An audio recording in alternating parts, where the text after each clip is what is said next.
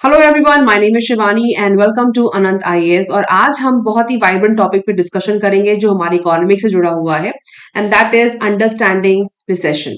Recession के बारे में हम समझेंगे क्योंकि आज एक बहुत बड़ी न्यूज आईएमएफ एमडी की तरफ से आई, जिसको हम पहले देख लेते हैं। 1/3 ऑफ वर्ल्ड इको फेसेस, या इकोनॉमी बोलना चाहिए इसको, इको का full form economics, faces recession says IMF chief. ठीक है, तो अगर इंटरनेशनल मॉनेटरी फंड की चीफ कोई ऐसी बात बोल रही है, सो उसका सिग्निफिकेंस जरूर होता है, उसका बेसिस जरूर होता है। तो इसलिए हमको समझना चाहिए कि एक्चुअल रिसेशन है क्या और क्या। अभी तो फिलहाल के लिए अच्छी बात ये है, अगर हम समझे तो अपने अपने बेनिफिट की बात करें, और being a civil service aspirant हमको सारे एस्पेक्ट पता होने चाहिए, मैं हमेशा कहती हूँ। तो उन्होंने जिन कंट्रीज को हाईलाइट किया है वो यूनाइटेड स्टेट्स है, यूरोप है और चाइना है। मेजोरिटी में इन देशों को हाईलाइट किया है, और उन्होंने ये भी कहा है कि अगर चाइना अपनी इकोनॉमी को फिर से रीओपन करता है तो हो सकता है कि वो बाकी के देशों को नेगेटिवली इफेक्ट करे, क्योंकि उन्होंने जीरो कोविड पॉलिसी को हटाने के बाद उन्होंने काफी ज्यादा नेगेटिवली इंपैक्ट किया कई देशों को। ये दोबारा भी हो सकता है। उन्होंने बोला 3 big economies, US, EU and China. तो फिलहाल इन बड़े देशों को देखते हुए अभी हम ये अगर माने कि हम थोड़ा राहत की सांस लेना चाहते हैं तो हम इस आर्टिकल के आधार पे ले सकते हैं, बट अगर हम इसकी एनालिसिस करेंगे तो हम समझेंगे कि हम कहाँ पे खड़े हुए हैं, राइट। क्योंकि आर्टिकल तो उन्होंने एक वेग बात बोल दी, बट हम बीइंग एन सिविल एस्पिरेंट हमको फाइनेंशियल टर्म्स में, इकोनॉमी के टर्म्स में हमको वो चीजें पता होनी चाहिए, ताकि हम आने वाले बहुत सारे जो बड़े बड़े आर्टिकल्स हैं, आप देखिएगा कि इसके बेसिस पे बहुत बड़े बड़े आर्टिकल्स अब आने चालू होंगे। तो उस हिसाब से अपनी प्रिपरेशन में जीएस3 के पेपर में इसको रख सकते हैं, प्रिपरेशन अच्छे से कर सकते हैं। साथ जीएस1 में भी से कंट्रीब्यूट कर सकते हैं टिल सम एक्सटेंट, क्योंकि वहां पे भी अनएम्प्लॉयमेंट के मुद्दे आते हैं, इकोनॉमिक डेवलपमेंट से जुड़े हुए मुद्दे आते हैं, पॉलिसी से जुड़े हुए मुद्दे आते हैं, तो उसको वहां पे भी आप ऐड कर सकते हैं। तो देखते हैं कि फिलहाल के लिए हमें कहाँ से शुरू करना है। तो ये एक एक न्यूज है जो पब्लिश हुई थी द हिंदू में 20 नवंबर 2022 को। उसमें जो हमारे नीति आयोग के वाइस चेयरमैन हैं मिस्टर राजीव कुमार, उन्होंने कहा था कि no prospect of recession in India, economy to grow 6 to 7% in next fiscal. ये 20 नवंबर की का न्यूज है। तो इसके हिसाब से हमको साई ऑफ रिलीफ रखनी चाहिए अपने पास कि ठीक है, अभी फिलहाल गवर्नमेंट की तरफ से ऐसा कोई बड़ा मैसेज नहीं है। और जैसा कि बीइंग अ सिविल एस्पिरेंट हमको पॉलिसी मेकर होने के नाते, अगर हम खुद को पॉलिसी मेकर मानते हैं या फिर हम चाहते हैं कि हम गवर्नमेंट से जुड़े, तो हमको गवर्नमेंट के एस्पेक्ट से ही बात करनी चाहिए ना। उन्होंने क्या कहा था कि said the synchronized downturn in the US. उन्होंने कहा था फॉर्मर की synchronized downturn in the US, Europe, Japan, and also in China could take the global economy into a recession into the coming months. उन्होंने ये भी कहा था कि no prospect of recession in China, पर ठीक है, फिर भी उन्होंने जो फॉर्मर नीति आयोग के चेयरमैन, उन्होंने कहा था कि synchronized downturn in the US, Europe, Japan, also in China could take the global economy into the recession। मतलब ये जो बड़े बड़े देश हैं ये सिंक्रोनाइज होकर के मिल करके डाउनटर्न क्रिएट कर सकते हैं ग्लोबल इकोनॉमी को रिसेशन में ले जाने के लिए, ठीक है। पर हमारे इंडिया के लिए ऐसा उन्होंने कुछ नहीं कहा था। तो फिलहाल के लिए अभी मैं इस आर्टिकल को, सॉरी, इस न्यूज को आपको रेफर इसलिए कर रही हूँ ताकि हमको दोनों एस्पेक्ट पता होने चाहिए।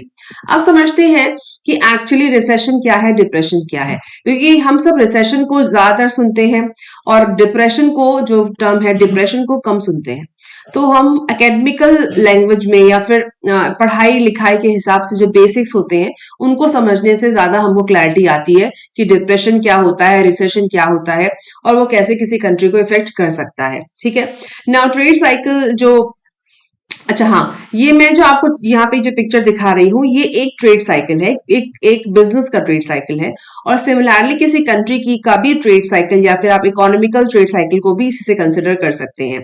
तो किसी भी बिजनेस साइकिल में या ट्रेड साइकिल में क्या होता है कि कभी इंट्रोडक्शन, जैसे कंपनी शुरू होती है तो आप एक बूम का मतलब है वो अपने फुल फ्लेज लेवल पे आती है जहां पे उसका बिजनेस बहुत अच्छे से चल रहा होता है। उसके बाद कभी भी कोई भी बिजनेस सीधे स्टीप अप नहीं जाता और ना ही स्टीप डाउन जाता है। डाउन तो जा सकता है बट स्टीप अप जाना एक मुश्किल रास्ता होता है।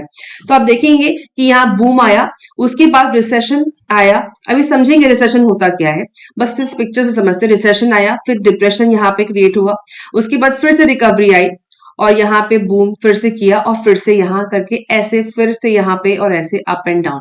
तो बिजनेस साइकिल भी या ट्रेड साइकिल भी अप एंड डाउन से जूझते हैं। उसी तरह किसी भी देश की इकोनॉमी एक तरह के एक ही सीध से या तो सीधे ऊपर या बराबर स्टेबल या सीधे नीचे ऐसा नहीं होता है, अप एंड डाउन साइकिल्स में आते रहते हैं। तो जब जो ये फुल यहाँ ये बूम का ऑप्शन यहाँ लिखा हुआ है, यहाँ पे ये फुल एम्प्लॉयमेंट है, यहाँ पर मतलब पूरी तरीके से अच्छे तरीके से आज सबको जॉब दे रही है कंपनी और अच्छे तरीके से बूम चल रहा है। उसके बाद मेच्योरिटी लेवल हिट होता है, उसके बाद फिर से रिसेशन होएगा, उसके बाद फिर यहाँ पे नीचे कहीं डिप्रेशन है, उसके बाद फिर से रिकवरी एंड सो ऑन। उसके बाद एक और पिक्चर मुझे मिली है वेबसाइट से कि इकोनॉमिक साइकिल क्या चीज होती है, इसको इस कॉन्टेक्स्ट में देखते हैं। तो ये टाइम लाइन यहाँ पे दी हुई है, यहाँ पे आउटपुट दिया हुआ है और आप देखिए कि रिसेशन, तो उन्होंने इसको अप एंड डाउन की साइकिल में लिया है। तो देखिए यहाँ से जो पीक का मतलब बूम, उसके बाद सीधे यहाँ पे नीचे आया जो रिसेशन हुआ। उसके बाद अब ये देखिए लाइन यहाँ पे क्या है, ग्रोथ की जो लाइन ऐसे जा रही है, जो मैंने आपको कहा ना ग्रोथ की लाइन ऐसे तो जा रही है, ऊपर ही जाएगी, ग्रोथ का ट्रेंड है ये। लेकिन एक साथ एक ही लेवल पे ग्रोथ कभी नहीं आती। इन सब अप एंड डाउन के साइकिल के बाद ही आपको ग्रोथ का लेवल यहां तक पहुंचते हुए दिखाई देगा। फॉर एग्जाम्पल सपोज करिए आपने 2022 में कंपनी यहाँ स्टार्ट करी है, इकोनॉमिकल साइकिल की आप यहाँ बात करें, तो हो सकता है ये ग्रोथ यहाँ पे 2050 तक आपको ये ग्रोथ देखने को मिले इकोनॉमिकल लेवल पे, जो ये चार्ट मैं दिखा रही हूँ आपको। लेकिन इसके बीच में ये रिसेशन रिकवरी ये सब ऊपर नीचे ऐसे साइकिल ज्यादा रहेगा। ठीक है, तो किसी भी चार्ट को अगर आप देखते हैं तो ये समझिए कि जो डेटा है उसको एनालाइज जरूर करिए कि वो क्या बात हो रही है उसके अंदर। अभी हम करेंगे, कुछ डेटा पे डिस्कशन करेंगे ना। रिसेशन के बाद मैं नीचे गया, फिर से ग्रोथ ली हमने, रिकवरी ऊपर गई। ठीक है, ये देखिए इसको थ्रू कर लिया हमने, थ्रू का मतलब निकल गया ऐसे, फिर से रिकवरी आई, फिर एक पीक क्रिएट हुआ, उसके बाद फिर रिसेशन आया, फिर यहाँ पे जो हमारा ट्रेंड हिट कर रहे हैं ऊपर, देखिए जा तो हम ऊपर ही रहे हैं लेकिन इन डाउन टर्न्स के साथ ऊपर जा रहे हैं। फिर रिसेशन आया, यहाँ पे हिट हुआ, फिर हमने इसको थ्रू किया, निकल गए उससे, उसके बाद रिकवरी आई और फिर से पीक। इसी तरह एक साइकिल क्रिएट होती रहती है और ट्रेंड, ग्रोथ का ट्रेंड ऐसे हम किसी भी इकोनॉमी के लिए अचीव होता रहता है। ठीक है, अब समझते हैं दो टर्म हमेशा यूज होती हैं जनरली, अगर आपने ध्यान दिया होगा, रिसेशन एंड डिप्रेशन। तो पहले इसका डिफरेंस समझ लेते हैं कि रिसेशन और डिप्रेशन क्या है, और मीनिंग में भी आपको वैसे ही मीनिंग भी समझ में आ जाएगी। ठीक है, now what makes a depression so much worse than recession. पहली बात तो ये रिसेशन का मतलब और डिप्रेशन का मतलब सेम है, बट टाइमलाइन अलग अलग है। अगर आप देखें पिछली वाले पिक्चर में रिसेशन आया, ठीक है, रिसेशन यहाँ पे है, उसके बाद ग्रोथ है। लेकिन आप पिछली पिक्चर में अगर आप देखें यहाँ पर कि रिसेशन पहले आया, उसके बाद डिप्रेशन आ गया, राइट।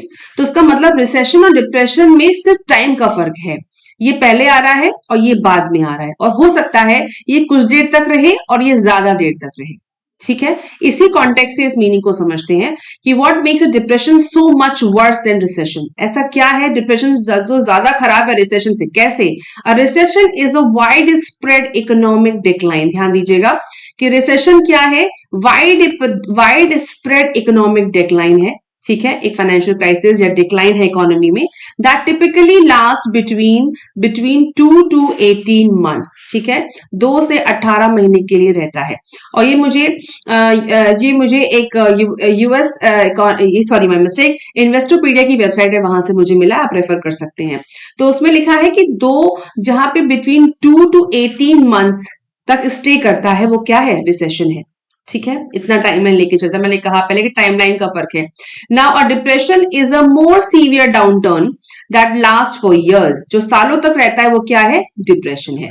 ठीक है, the most famous depression in US history was the great depression, जिसकी हम बात करते हैं 1930 की बात करते हैं। अगर आप कभी इकोनॉमिक्स की हिस्ट्री पढ़ेंगे जहां पे आप एडम स्मिथ से स्टार्ट करेंगे तो आपको ग्रेट डिप्रेशन के बारे में जरूर मिलेगा उसके अंदर। सो ग्रेट डिप्रेशन कब था, यूएस हिस्ट्री को 1930 का जो टाइम लाइन 2930 का टाइम लाइन है, उस वक्त वहां पे ग्रेट डिप्रेशन आया, उसी को रेफरेंस लिया जाता है, और इट लास्टेड अ डिकेड। ठीक है, जो 10 डिकेड का मतलब 10 साल तक तो रहा ही रहा। ठीक है, the great depression was a combination of 2 recession. आप समझिए कि डिप्रेशन एक रिसेशन का कॉम्बिनेशन हो सकता है। ठीक है, the first lasted for 43 months. जो पहला डिप्रेशन की बात कर रहे हैं, पहला recession 43 by mistake, the great depression was combination of 2 recession. The first lasted for 43 months from August 1929 to March 1933. The next lasted 13 months from May 1937 to June 1938. ये data वो दे रहे हैं. The severe downturn lasted for about 10 years. और सबसे ज्यादा severe downturn जो था, downturn कोई टर्म नहीं है, डाउनटर्न हो गया, फिजिकल क्राइसिस हो गया, इकोनॉमिक क्राइसिस हो गया, ये उसी चीज को एक्सप्लेन करने में टर्म्स लगते हैं, बट जो मीनिंग, जो समझने वाली मीनिंग है, जो टर्म है, वो रिसेशन और डिप्रेशन ही है. ठीक है. So the next lasted for 13 months और जिसका टाइमलाइन दिया हुआ है. बट मोटा माटी हिसाब किताब ये है कि डिप्रेशन काफी लंबे समय तक रहता है और उन्होंने कहा कि 2 रिसेशन का कॉम्बिनेशन लिया. पहला रहा 43 मंथ तक का, ठीक है, और दूसरा रहा हमारा जो उनका उस वक्त टाइमलाइन ले रहे हैं वो 13 मंथ्स तक रहा. अब आप बोलोगे कि 43 मंथ्स कैसे रहा, यहाँ 218 लिखा हुआ है. ये उस टाइमलाइन का कोई पक्का सबूत नहीं है कि सिर्फ इतने महीने ही रहेगा. It may vary as per the crisis. यहाँ पे उन्होंने ये नहीं लिखा कि ये बदल नहीं सकता, उन्होंने लिखा है डिक्लाइन दैट टिपिकली मैं देखा गया है, आमतौर पे टिपिकल इतने टाइम तो रहता ही है, पर ना इसमें मिनिमम लिखा है और ना इसमें मैक्सिमम लिखा है. ऐसा कोई टाइमलाइन पक्का नहीं है. इसे समझाने का तरीका है कि रिसेशन इतना हो सकता है और डिप्रेशन 2 रिसेशन को मिला करके बन सकता है, ये बताया जा रहा है. Now there have been 3 recessions since 1854. अभी तक उनके डेटा, यूएस डेटा के हिसाब से 34 रिसेशन हो चुके हैं 1854 से. Recessions have lasted for approximately 10 months. अभी देखिए यहाँ बदल रहे हैं. And over since 1945. So way typically data है, इसको समझ लीजिए कि कम से कम 1 साल 2 महीने से लेकर के 1 साल या सवा साल तक का आप लगा के चलिए कि रहता है. और अंडरस्टैंडिंग के पर्पज से रिसेशन कम टाइम रहता है और डिप्रेशन ज्यादा टाइम रहता है. ठीक है. नाउ की टेकअवेज क्या है इस बेसिक डेफिनेशन से हमने क्या समझा. There have been 34 recessions in the US since 1854, but only 1 depression. But depression एक था और 34 recession आए और चले गए. Recessions last for months, while depression can last for years. A recession is often the result of consumers losing confidence in the economy. अच्छा, recession के result क्या होते हैं कि जो कंज्यूमर होता है उसका इकोनॉमी में कॉन्फिडेंस खत्म हो जाता है. कॉन्फिडेंस का मतलब कि प्राइस फ्लक्चुएशन बहुत ज्यादा है. प्राइस का जो इसके साथ साथ इंटरेस्ट रेट बढ़ घट रहे हैं, उसके साथ साथ आपका जो अनएम्प्लॉयमेंट है वो बढ़ता चला जा रहा है. तो इस तरह की चीजें होती हैं जब किसी कंज्यूमर का कॉन्फिडेंस इकोनॉमी में कम होता जाता है due to some major event such as the corona virus pandemic. और कुछ ऐसे इंस्टेंस वो बता रहे हैं जैसे कोरोना वायरस पेंडेमिक में ऐसा हुआ था जिसकी वजह से एक तरह का रिसेशन क्रिएट हुआ है. ऑब्वियसली उसी का आउटपुट आने की बात हो रही है, तभी तो हमें ये आर्टिकल मिला है आज कि जिसमें कह रही है कि 1/3 of the world economy face कर रहे हैं रिसेशन. 1/3 हिस्सा जो वर्ल्ड का है वो इकोनॉमिकल रिसेशन फेस कर रहे हैं, जिसमें से यूएस, यूरोपियन यूनियन और चाइना बड़े देश हैं. ठीक है. अब आते हैं वापस की टेकअवेज हमने देख लिए. Now science of recession. Recession के साइंस क्या, मतलब क्या क्या सिम्टम हो सकते हैं, कैसे हम पता लगाएंगे कि रिसेशन आ रहा है. So warning signs of a recession, सबसे पहले इंक्रीज इन अनएम्प्लॉयमेंट. ठीक है. इसका आप इसको खुद जज करिए, एनालाइज करिए कि आपकी इकोनॉमी में, हमारी इकोनॉमी में ऐसा हो रहा है क्या. कभी भी किसी पर रिलाई मत करिए, खुद एनालाइज करिए कि हमारी इकोनॉमी में सब साइंस आ रहे हैं क्या. Now increase in unemployment. Inverted yield curve. Inverted का मतलब होता है जो आपका इंटरेस्ट रेट. यील्ड का मतलब प्रोडक्शन. यील्ड का मतलब होता है प्रोडक्शन. ध्यान दीजिएगा, जो प्रोडक्शन होता है वो कम हो रहा है. ठीक है. प्रोडक्शन जो है वो डिक्लाइन कर रहा है. Now rise in credit card debt and late payments. जो हमारा डेट है, डेट आपका डेट नहीं, इकोनॉमी का डेट, जो डेट है वो बढ़ रहा है. और लेट पेमेंट्स इसको अवॉइड कर दीजिए. जो कार्ड की जो पेमेंट यहाँ ले रहे हैं इंडिविजुअल के एस्पेक्ट से, लेकिन आप इकोनॉमिकल एस्पेक्ट से अगर आप लें तो हमारे ऊपर अगर कोई डेट है वो बढ़ता चला जा रहा है, क्या हम उसे एनपीए से जोड़ सकते हैं. हमारा एनपीए बढ़ रहा है, क्या उसे जोड़ सकते हैं. या अगर हमारे ऊपर वर्ल्ड बैंक का कोई हमने लोन लिया है, वो हमारा डेट बढ़ता जा रहा है, हम उसको रीपे नहीं कर पा रहे. और इंडिविजुअल एस्पेक्ट से देखें तो हमारा जो क्रेडिट कार्ड का डेट है वो हम नहीं पे कर पा रहे हैं और लेट पेमेंट्स होती चली जा रही हैं. इसका मतलब हमारे पास क्या नहीं है, हमारे पास जॉब नहीं है. अगर हमारे पास स्टेबल जॉब हो तो ये सब प्रॉब्लम्स क्रिएट नहीं होंगी. तो इसका मतलब अनएम्प्लॉयमेंट बढ़ रहा है. नाउ पुअर स्टॉक परफॉर्मेंस, मतलब स्टॉक की परफॉर्मेंस भी डिक्लाइन करती जा रही है. आप देखिए कि स्टॉक मार्केट की रैली अभी लास्ट 2 दिन से ठीक है, उसके अलावा न्यू ईयर पे कभी ऐसा नहीं हुआ कि मार्केट अप ना गया हो क्रिसमस के बाद, क्योंकि मैं स्टॉक मार्केट फॉलो भी करती रहती हूँ. तो उसमें ये डेटा निकल के आया कि मार्केट ऊपर गया ही नहीं, डिक्लाइन होता चला गया। तो ये भी एक साइन हम लोग देख सकते हैं अगर आप देखना चाहें तो। ना कंज्यूमर्स लूजिंग कॉन्फिडेंस, जैसे मैंने कहा अनएम्प्लॉयमेंट बढ़ेगा, अगर इस तरह से सबसे पहला कारण अनएम्प्लॉयमेंट बढ़ेगा और अवेलेबिलिटी नहीं होगी काम की, तो आपके अंदर सबसे पहली दिक्कत रोटी की होती है कि इंसान क्या खाएगा, फिर क्या कहाँ रहेगा। तो इस तरह आपका जो कॉन्फिडेंस है वो गिरता जाता है। और उसके बाद प्राइस राइज, मतलब प्राइस स्टेबिलिटी नहीं है, इन्फ्लेशन बढ़ता चला जा रहा है, उससे भी कॉन्फिडेंस आता है ना। Drop in leading economic index, index जो हमारे क्या होते हैं, मेजर इंडेक्स क्या है हमारे, हेडलाइन इन्फ्लेशन की हमने आज ही बात करी थी मैंने अपने वीडियो में। तो कंज्यूमर प्राइस इंडेक्स जिसे कहते हैं हेडलाइन इन्फ्लेशन, हेडलाइन इन्फ्लेशन बढ़ता चला जा रहा है, ठीक है। सो बढ़ रहा है, लेकिन फिलहाल कुछ डिप किया है, लेकिन फिर भी बढ़ रहा है। तो उस केस बढ़ा है पिछले महीनों में, तो इससे ये सारे सिम्टम हैं, साइंस हैं रिसेशन के, ठीक है। नाउ अब हम देखेंगे रिसेशन और डिप्रेशन में मेजर फर्क क्या है, इसे हम कैसे डिफरेंशिएट करेंगे। ये IG.com से मुझे मिला है, आप उसको डबल चेक कर सकते हो। Now recession is when an economy enters a downturn and in a necessary part of the business cycle. downturn का मतलब होता है गोते खाना, नीचे की तरफ जाना, okay, downturn. So recession is when economy enters in a downturn, एक तरह का गिरावट देखने को मिले। डिप्रेशन क्या होता है, a depression is when an economy is in a more severe and prolong downturn. जैसे मैंने कहा, जैसे उसमें कहा कि 2 से 18 महीने या फिर सपोज करिए 2 साल मान लीजिए फॉर एग्जाम्पल, और ये जा रहा है 10 साल के लिए, तो उसका टाइमलाइन ज्यादा होता है। And not in necessary part of the business cycle, और ये कोई जरूरी नहीं है कि बिजनेस साइकिल में ही ऐसा हो, ये पूरी इकोनॉमिकल एस्पेक्ट के लिए बात हो रही है, किसी स्पेसिफिक बिजनेस साइकिल की बात नहीं हो रही है। देखिए यहाँ एक बिजनेस साइकिल की बात हो रही है, लेकिन ये स्पेसिफिक बिजनेस साइकिल की बात नहीं हो रही है, ये एक टाइमलाइन के ऊपर भी जा सकता है। यूजुअली क्या होता है कभी कि हम लोग रिकवरी की उम्मीद करते हैं कि अच्छा मार्केट नीचे जा रहा है तो उसकी रिकवरी 2 साल के ऊपर में तो ऊपर चली जाएगी, लेकिन ये कह रहे हैं कि it's not a necessary part of the business cycle. जो बिजनेस साइकिल हमने भी देखा उसका पार्ट नहीं भी हो सकता है, क्योंकि ये प्रोलॉन्ग टाइम के लिए, बढ़े हुए टाइम के लिए होता है। तो इसका मतलब है कि बिजनेस साइकिल हिट करे ये कोई जरूरी नहीं है। A country enters a recession when it reports 2 consecutive quarter of negative GDP. 2 quarters, 2 quarter जब नेगेटिव जीडीपी में चले जाएं तो इसका मतलब है कि वो रिसेशन में है, ठीक है। Now, a country enters a depression when a recession evolves into a sharper and longer downturn. ठीक है, वो तुम समझ गए। Some believe GDP must decline by at least 10%, ऐसा तो नहीं हुआ है, तो डिप्रेशन नहीं है। Now recession hits people income and prompts them to cut spending, prompting business to cut jobs and reduce investment, ठीक है। तो इसका मतलब रिसेशन का मतलब है इस केस में रिसेशन हिट पीपल्स इनकम, उनकी इनकम को हिट करता है, कैसे, जॉब की वजह से, and prompts them to cut spending, और खर्चे कम करने के लिए अगर बोले तो prompting a business to cut jobs and reduce investment। ये श्रीलंका का केस है, आज ही हमने डिस्कस किया था कि श्रीलंका को बेल आउट लेने के लिए अपनी जॉब को कट करना पड़ा, सिविल सर्विसेज एस्पिरेंट को उन्होंने जल्दी रिटायर करने के लिए बोला, उन्होंने अपने खर्चों को कम करने के लिए बोला, क्योंकि श्रीलंका को बेल आउट मिला है IMF की तरफ से।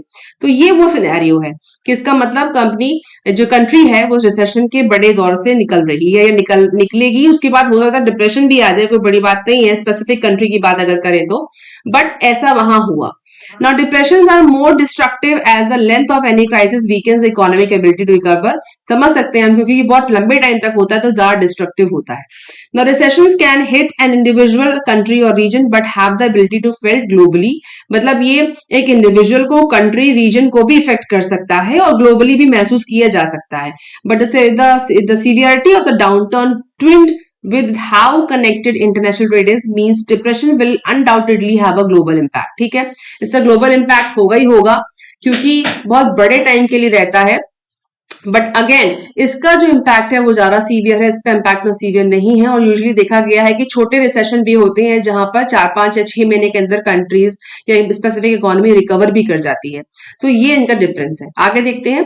अब कोई पूछेगा कि मैम के एग्जाम्पल्स हैं कुछ रिसेशन के, क्या ऐसा हुआ है पहले इंडिया में? हाँ जी, बिल्कुल हुआ है। According to RBI, India has gone through 4 recession, 1958, 1966, 1973 and 1980, and the most recent COVID-19 one is said to be the 5th one. ठीक है, कोविड-19 का 5वां रिसेशन था। एंड ट्रेड ईयर भी दे रहे हैं, ट्रेड बैलेंस का क्राइसिस 1958 में, ड्रेडफुल ड्राउट का रिसेशन 1966 में, एनर्जी इमरजेंसी क्राइसिस था 1973 में, और ऑयल ब्रेकडाउन 1980 में। ये रिसेशन है सारे, आप इन्हें गूगल पे रेफर कर सकते हैं, अपनी प्रिपरेशन में इनको ऐड कर सकते हैं, अपने लिए एक अच्छे तरीके से नोट प्रिपेयर कर सकते हैं। नाउ एग्जांपल्स ऑफ रिसेशन, जो हमारे वर्ल्ड लेवल पर रिसेशन है उनकी बात हो रही है। तो सबसे पहले देखते हैं 2020 का पैंडेमिक रिसेशन जो था, उसके बाद 2008 का ग्रेट रिसेशन, जो हम सब 2008 का बहुत ग्रेट रिसेशन कहा जाता है उसको, ये मैंने भी एक्सपीरियंस किया था, वहां जॉब लॉस बहुत ज्यादा हुए थे। And 2001 .com bubble bust recession, 90 और 91 का रिसेशन, 80 और 82 का रिसेशन, और निक्सन 1973 का ओपेक एम्बार्गो रिसेशन बहुत फेमस है, हिस्ट्री में कभी कभी पूछा भी जाता है। ये सारे रिसेशन है वर्ल्ड लेवल पे। नाउ 5 विश्व के 5 of the world most devastating financial crisis. अब कहेंगे यहाँ फाइनेंशियल क्राइसिस वर्ड क्यों आ गया? देखिए, फाइनेंशियल क्राइसिस, इकोनॉमिक क्राइसिस दोनों सेम टर्म है, बट होता क्या है कि रिसेशन को कभी कभी फाइनेंशियल क्राइसिस भी लोग बोल देते हैं। हाउएवर, यहाँ नीचे मैंने लिखा है इसीलिए कि financial crisis almost always lead to recession. मतलब फाइनेंशियल क्राइसिस अगर आप देख रहे हैं आसपास ऐसी घटनाएं घट रही हैं जो आपको सिम्टम दे रही हैं, तो उसका मतलब है कि वो आगे जाके रिसेशन बनेगा। But not all recessions lead to financial crisis. इसका मतलब जो संकट है, वित्तीय संकट है, वो आगे जाके रिसेशन तो बन सकता है, बट सारे रिसेशन वित्तीय संकट होंगे ऐसा नहीं है। तो इसमें थोड़ा सा थिन लाइन है। अब देखते हैं कि सबसे बड़े जो वित्तीय संकट हुए, 5 विश्व के बड़े संकट कौन कौन से हुए। द क्रेडिट क्राइसिस ऑफ 1772, उसके बाद ग्रेट डिप्रेशन जो हम बात करते हैं, हम इकोनॉमिक्स की हिस्ट्री में बात करते हैं, 1929-39 का वो है। उसके बाद OPEC oil price shocks of 1973, Asian crisis 1977, और फाइनेंशियल क्राइसिस 2007 और 8। तो आप इसको देखिए, हमारे लिए ये इंपॉर्टेंट है, इसको आप पढ़ सकते हैं डिटेल में, इसमें क्या क्या हुआ था। उसके बाद ओपेक ऑयल प्राइस शॉक, ये भी पूछा गया है, आप इसे पढ़ सकते हैं। एशियन क्राइसिस, इसको भी रेफर कर सकते हैं। और ये वाले, ये सारे क्राइसिस आप एक बार गो थ्रू कर सकते हैं मेंस की प्रिपरेशन में। जब भी आप इकोनॉमिक्स पढ़ रहे हैं तो ये आपको मिलेंगे ही मिलेंगे, जिन जो बेसिक स्टार्टिंग से पढ़ रहे हैं उनको ये मिलेंगे ही मिलेंगे। तो आप उनको डिटेल में एक बार गो थ्रू कर लीजिए, ज्यादा बार बार नहीं, मतलब अपनी अंडरस्टैंडिंग के लिए कि क्या हुआ, इनमें क्या क्या रीजन थे और बाद में कैसे सुधार हुआ। उसके बाद रिसेशन इज सर्टेनिटी इन 2023। अब इंडियन कॉन्टेक्स्ट में हम देखते हैं कि रिसेशन की सर्टेनिटी क्या है 2023 में, और ये कितना इंडिया को हर्ट कर सकता है, कर भी सकता है कि नहीं कर सकता है, मैं तो कह रही हूँ। ठीक है, ये मेरा पर्सनल स्टेटमेंट है।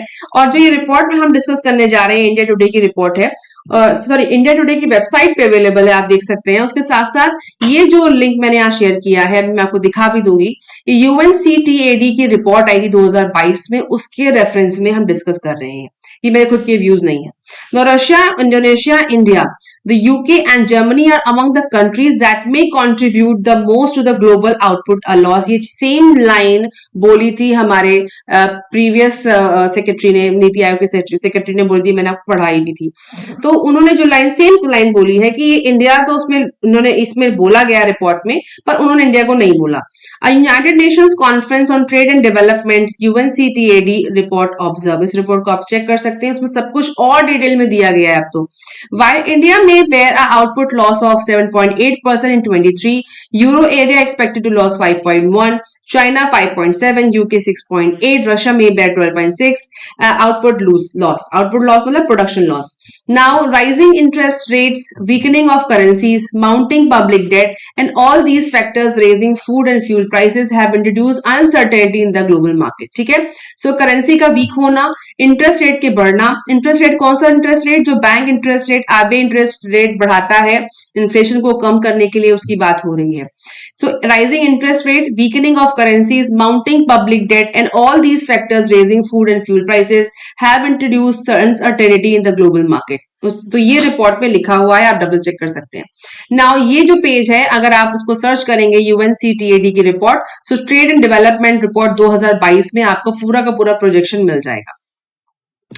आप समझते हैं UNCTAD क्या चीज है, बेसिक समझ लेते हैं कि the United Nations conference on trade and development is an intergovernmental organization with the United State secretariat that promotes the interest of developing countries in world trade. ठीक है, सो ये डेवलपिंग कंट्रीज के world trade को क्या करते हैं, उनकी interest को प्रमोट करते हैं कि जो डेवलपिंग कंट्रीज हैं वहां पे जो व्यापार है, विश्व व्यापार है, उसको अच्छा सपोर्ट मिले, प्रमोट हो जाए। और ये क्या है, ये इंटर गवर्नमेंटल संस्था है, ऑर्गेनाइजेशन है।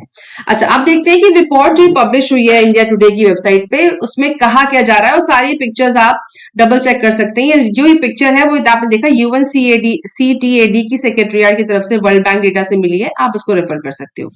नाउ उनमें उस रिपोर्ट के हिसाब से कह रहे हैं कि Covid impact on global economy, क्या कह रहे हैं कि जो इकोनॉमिक पोटेंशियल है वो धीमे धीमे गिर रहा है G20 कंट्रीज का। देखिए आप यहाँ पे, इंडिया यहाँ पर है और -7.8 में है, ठीक है, जो 2023 में वो एक्सपेक्ट कर रहे थे उस टाइम। ट्रेंड कह रहा है, ट्रेंड हमारा ये ऑरेंज वाला लेवल ट्रेंड है ये, और प्री पैंडेमिक ट्रेजेक्टरी कहां पे थी, यहाँ पे। तो अब देखिए कितना गैप आ रहा है इसकी जगह, ये जो गैप का एरिया है। सो यहाँ पे आप देखिए कि ये जो ग्रोथ ट्रेंड वो जो प्रोजेक्ट कर रहे हैं कि होना ये चाहिए 11.7% यहाँ पे इस तरीके से होना चाहिए। और सॉरी, ट्रेंड नाउ, अभी ये ट्रेंड कर रहा था 2022 में यहाँ पे था, और प्री पैंडेमिक वो था ये 123.4%। तो इसका मतलब है कि हमारा जो लेवल है वो नीचे गिरा है कोविड इम्पैक्ट के बाद। जो मतलब वर्ल्ड इकोनॉमी में G20 देशों का जो प्रोजेक्शन है वो यहाँ पे दिखाने की वो कोशिश कर रहे हैं। और इसके रीजन क्या दे रहे हैं, rising interest rate, weakening of currencies, mounting public debt and all these factors raising food and fuel prices have introduce uncertainty in the global market. ये सारे पॉइंट्स हैं जिससे हमारे विश्व के लेवल पे जो मार्केट है, जो बाजार है, विश्व के इन देशों के बाजार है, वहां पे अनसर्टेनिटी क्रिएट होती है। Now rising interest rate to arrest inflation, तो जो इंटरेस्ट रेट जब बढ़ाए जाते हैं तो अरेस्ट किसको करने के लिए, गिरफ्त में लेने के लिए इन्फ्लेशन को, ये इन्फ्लेशन कम हो जाए। अभी आपको याद होगा कि अभी एफडी के रेट्स बढ़ाए गए, ठीक है, अभी नेक्स्ट क्वार्टर में हो सकता है आरबीआई फिर से इंटरेस्ट रेट बढ़ा दे। और पिछली बार आरबीआई को ये कहा भी गया था एक आर्टिकल में कि बार बार इंटरेस्ट रेट बढ़ाने से, ये एक्सपर्ट की ओपिनियन है, मैं नहीं कह रही हूँ, तो उस केस में कहा था कि बार बार इंटरेस्ट रेट को बढ़ाने से इन्फ्लेशन कम हो जाए जरूरी नहीं है, इसके और भी कई इंपैक्ट होते हैं। अगर वो आप रिपोर्ट पढ़ी होगी आपने तो आपको ध्यान दिया होगा। नाउ अब इस चार्ट के हिसाब से rising interest rates across globe, पूरे विश्व में इंटरेस्ट रेट बढ़ाए जा रहे हैं। कैसे, अब देखिए 2.6 ऑस्ट्रेलिया में का रेट है, 13.75 स्विट्जरलैंड, इंडिया 5.9 पे है, यूनाइटेड स्टेट्स 3.125 और euro area 1.25 interest rate at सितंबर एंड, ये लास्ट ईयर का डेटा है। तो उसमें वो कह रहे हैं कि इंटरेस्ट रेट बढ़ रहे हैं। A new World Bank study shows that central bank across the globe in raising interest rate to curb inflation may not be a good idea, ठीक है, मतलब कर्ब का मतलब कंट्रोल करना, रोकना। This can likely lead to various financial crisis along with the recession. तो इससे क्या होगा, अगर इतना ही इंटरेस्ट रेट आप बढ़ाते रहे इन्फ्लेशन को कम करने के लिए तो इसके नेगेटिव इंपैक्ट होंगे और फाइनेंशियल क्राइसिस इसके अलोंग विद रिसेशन क्रिएट हो सकता है। ना माउंटिंग पब्लिक डेट, इसमें इंडिया का नाम तो नहीं है, लेकिन जो मैंने कहा कि पब्लिक डेट जब बढ़ने लग जाए, डेट का प्रेशर आपके ऊपर बढ़ने लग जाए तो भी सिम्टम होता है कि रिसेशन आ सकता है। तो आप देखिए यहाँ पर जो सबसे ज्यादा 10.6 जो ये नंबर है वो लो मिडिल इनकम कंट्रीज के हैं। लो मिडिल इनकम कंट्रीज कौन सी होती हैं, आप इसको फिर कभी डिस्कस करेंगे। उनकी जो पेइंग एबिलिटी के हिसाब से, इसको कहते हैं परचेजिंग पावर पैरिटी, PPP कहते हैं, वो भी कंसिडर किया जाता है। और पर डे कितना डॉलर कोई कमाता है, उस देश का कौन सा व्यक्ति कितना पैसा कमाता है, उससे भी आप काउंट कर सकते हैं। ये हम अनएम्प्लॉयमेंट में समझ चुके हैं, फिर इसको डिटेल में समझेंगे। तो फिलहाल के लिए 10.6 जो लो इनकम कंट्रीज हैं उनका सबसे ज्यादा उनके ऊपर डेट है, जिसमें सोमालिया है, श्रीलंका है, अंगोला है, गैबन है, लाओस है। और श्रीलंका का एग्जांपल तो हमने आज ही देखा है कि उसको IMF ने बेल आउट पैकेज दिया है। सो इसका मतलब है कि उनके पास बहुत ज्यादा डेट है और उनको फटाफट इसको कम करने के लिए अपनी नौकरियों को कम करना पड़ा और उन्होंने रिटायरमेंट की एज कम कर दी, अपने खर्चे कम करने पड़ रहे हैं। IMF ने उनको इंस्ट्रक्शन दिया है, आप आज के आर्टिकल में डेली न्यूज एनालिसिस में देख सकते हैं ना। IMF has pointed to be possibility of recession next year as well. IMF जो अभी आज जो न्यूज आई है वो इसी के रेफरेंस में आई थी कि IMF MD Kristalina Georgieva said earlier this week that the world economic growth may be lower by $4 trillion through 2026. Things are more likely to get worse before they get better, she added. ठीक है, उसके बाद weakening currencies की value कम हो रही है। आपने ध्यान दिया होगा कि 10% शायद, if I am not wrong, आप डबल चेक करिए, कि 10% वैल्यू गिरी है इंडियन रुपी की यूएस डॉलर के मुतालिक। सो इतना जब परसेंटेज गिरेगा तो उसका तो हमारी जो करेंसी है वो वीक हो रही है यूएस से कंपैरेटिवली, तो इसका ये भी एक बड़ा सिम्टम है इस रिसेशन को प्रॉम्प्ट करने का। तो 7.8 स्विस फ्रैंक की वैल्यू गिरी, 10.5 इंडियन रुपी की, 11.3 चाइनीज युआन और 15.1 यूरो की वैल्यू गिरी, और जापानीज येन की तो 25.6% है, ये सारे ये गिरी है वैल्यू। और ये भी रिपोर्ट हमें आईएमएफ एक्सचेंज रेट विजार्ड से मिली है, जो इन्होंने इंडिया टुडे की वेबसाइट पे छापी है। सो आप इसको भी डबल चेक कर सकते हैं। तो मतलब करेंसीज की वैल्यू भी गिर रही है, और ये भी एक बड़ा सिम्टम है ये समझने का, जो वो कहना चाह रही है आईएमएफ की एमडी की रिसेशन एक्सपीरियंस कर सकते हैं बड़े देश। आगे देखते हैं कॉस्टली फूड एंड फ्यूल। ये तो हम सब जानते हैं कि महंगाई बढ़ रही है, फूड प्राइस इंडेक्स इसको हम कहते हैं, कंज्यूमर प्राइस इंडेक्स इसी को हम जानते हैं, इसको हेडलाइन इन्फ्लेशन भी कहते हैं, हेडलाइन इन्फ्लेशन। सो आप इसको चेक कर सकते हैं। ये भी हमारा अभी डिप किया है फिलहाल के डेटा के हिसाब से, क्योंकि जीएसटी का कलेक्शन बढ़ा है, लेकिन फिर भी अभी ग्लोबल हेडविंड्स के हिसाब से बहुत ज्यादा हमको कंप्लेसेंट नहीं होना है, और ऐसा हमें आर्टिकल ने आज बताया। सो इस हिसाब से हमें भी ये देखना है कि फूड प्राइसेस कैसे चल रहे हैं, फ्यूल के प्राइसेस कैसे घट बढ़ रहे हैं, और कैसे हमें इम्पैक्ट करेगा। और ये सोर्स है हमारे पास एफएओ का PPAC, crude prices for Indian basket financial year 23 prices average of first 7 months. ठीक है, so food and energy are two factors that directly affect the lives of common people. The year 2022 has seen a dramatic rise in food and fuel prices. तो ये भी एक बड़ा reason है। उसके report भी दे रहे हैं वो कि 2022 में हमारा फूड प्राइस इंडेक्स देखिए कहाँ पहुंच गया। सो 15 से लेकर 2022 तक का डेटा दे रहे हैं। उसके बाद क्रूड प्राइस ऑयल देखिए यहाँ पे नीचे आया है, ये पैंडेमिक के बाद का टाइम है, पैंडेमिक जैसे हिट किया उसके बाद का टाइम है, फिर देखिए यहाँ से फिर शूट अप कर गया है। और अब तो प्राइस कैप लगा दी है रशिया ने कि, और इसके चलते बहुत सारे देश हैं जो रिजेक्ट कर रहे हैं, और चाइना और इंडिया पे प्रेशर है सबसे ज्यादा इंपोर्ट करने का। सो ये भी तो इसके चलते भी अभी सस्ता हो सकता है क्रूड प्राइस इस अगर ये चलता रहा तो, बट फिलहाल के लिए जो रिपोर्ट ये है, ये 22 की पब्लिश रिपोर्ट है, तो आपको खुद देखना चाहिए कि क्या प्राइस बढ़ रहा है और क्या वाकई रिसेशन हमें हिट कर सकता है। While the food price index rose at a lifetime high of 125.7 in 21, further 146.94 by September 2022. The Indian basket of crude oil price averaged 102.4 a barrel from April October 2022. ठीक है, तो ये हमारा लास्ट का पॉइंट था। अब इतनी एनालिसिस के बाद क्या इंडिया को रिसेशन हिट कर सकता है? इस सवाल का जवाब देना सीधे यस और नो में मुश्किल है, पर हमारे सामने ये जो स्क्रीनशॉट है इसको हमको समझना चाहिए कि जब तक गवर्नमेंट खुद इसे एक्सेप्ट ना करे और हमें खुद डेटा ना दे कि यस इट इज हैपनिंग, तब तक हमें उसको प्रिडिक्ट करने के बारे में सोचना नहीं चाहिए। But yes, being a civil service aspirant हमको सारे एस्पेक्ट पता होने चाहिए। तो आप खुद यूएनसीटीएडी की वेबसाइट पे जाइए, देखिए क्या वो कह रहे हैं।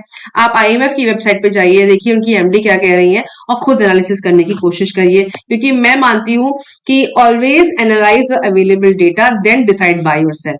तो अगर आपको ये वीडियो पसंद आई हो और आपके डाउट्स क्लियर हुए हो रिसेशन और डिप्रेशन को लेकर, give me a thumbs up, comment जरूर करिएगा। सब्सक्राइब तो आप कर रहे हैं, I am so happy for that, और अपने फ्रेंड्स को शेयर करिए, और मिलते हैं नेक्स्ट वीडियो में।